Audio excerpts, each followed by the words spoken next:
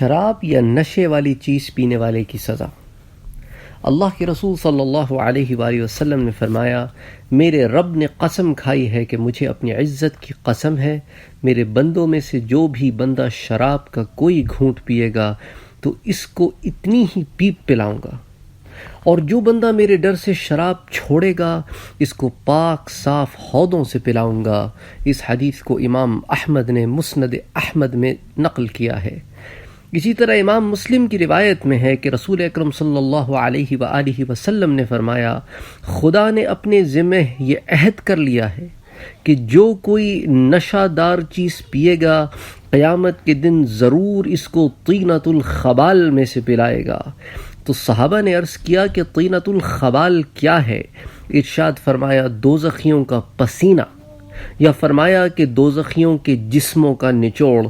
اس کو مشکات شریف میں بھی روایت کیا گیا ہے۔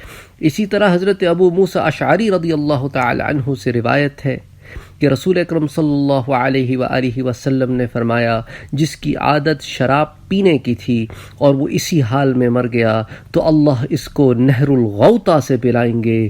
عرض کیا گیا نہر الغوطہ کیا ہے؟ فرمایا ایک نہر ہے جو زنا کار عورتوں کی شرمگاہوں سے جاری ہوگی۔ اس کو امام احمد نے مسند احمد نے اور ابن حبان نے صحیح ابن حبان میں روایت کیا ہے۔